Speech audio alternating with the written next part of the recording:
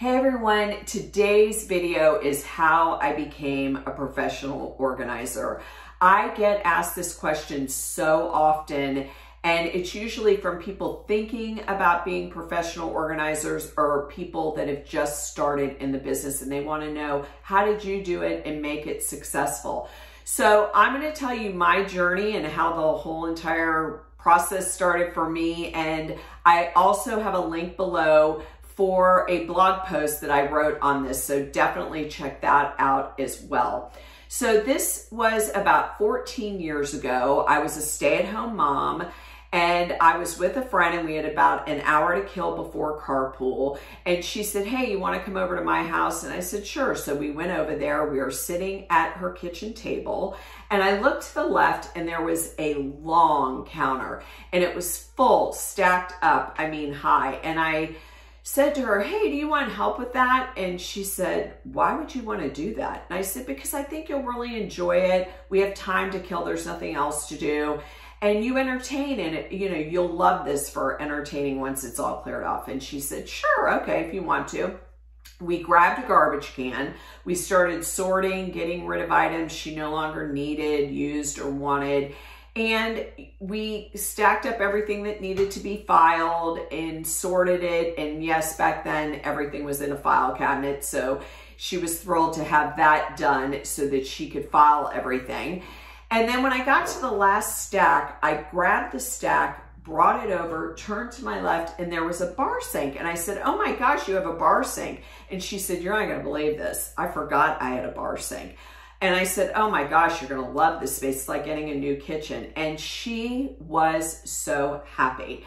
And as we were walking out the door, she said to me, you're really good at this. You should think about this as a job. And I said, what kind of job would that be? And she goes, I don't know, but you should look into it. So I really was thrilled with the outcome and how she felt, but I kind of just let it go and didn't do anything else about it. And then she referred me to one of her friends, and she was an artist and she needed help purging and organizing her art studio. When we were done with her job, I was walking out the door and she said the same thing. You're really good at this. You should do this as a job. And that was it. I said, okay, universe, I'm listening. And so I went home, and although the internet is definitely not what it is today, there was no social media, I was able to Google and found NAPA, which is the National Association of Productivity and Organizing Professionals. And they were my savior when it came to this, because they had everything you needed to know about becoming a professional organizer. And I mean everything. And so I just scoured it. I read everything there was to read. And I will also link their website down below, because that was key. And they're not paying me for this, that they have nothing to do with this. But for me, that was huge, because it was like a step-by-step how to become a professional organizer guide. And there were so many tips and helpful, get insurance, get a website, like tips to make yourself legitimate. Because really, if you want to start a real business, you have to take the steps to become a legitimate business to be taken seriously.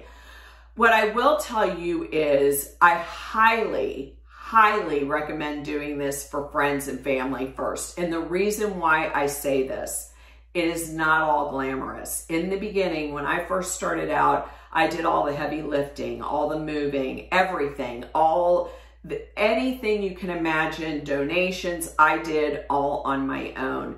I also think it's so important to have people refer you, because you're in a community, and that is the best way to get business, is one person tells another person, tells another person. And that's how you become the person in your community that everybody goes to. I have been so fortunate to have the best clients, and many of them are repeat clients. That's why I always tell people you will have repeat clients, because everybody needs a little TLC once and again, every now and then. And I've just been so fortunate to have just the most amazing clients.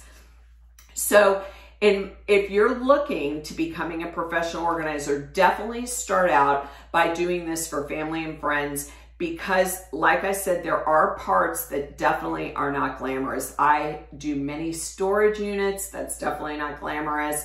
Attics, garages, you know, things that, you know, places that, you know, you sweat, you get dirty. It's just not all glamour. And I try to be honest about that, because although I absolutely love what I do and wouldn't trade it for the world, it's hard work. And I have worked really, really hard the past 15 years to make it work, as well as with social media. You have to remember there was no social media. So I had to start all on my own, creating social media accounts, making videos, which I had never done before, and really self-teaching myself everything I needed to learn to get out there and inspire and motivate people on the importance of purging and getting organized. So if you have any questions, please leave them in the comments below. Like I said, I'm linking NAPO and the blog post. And don't forget to subscribe to see all my organizing tips and tricks.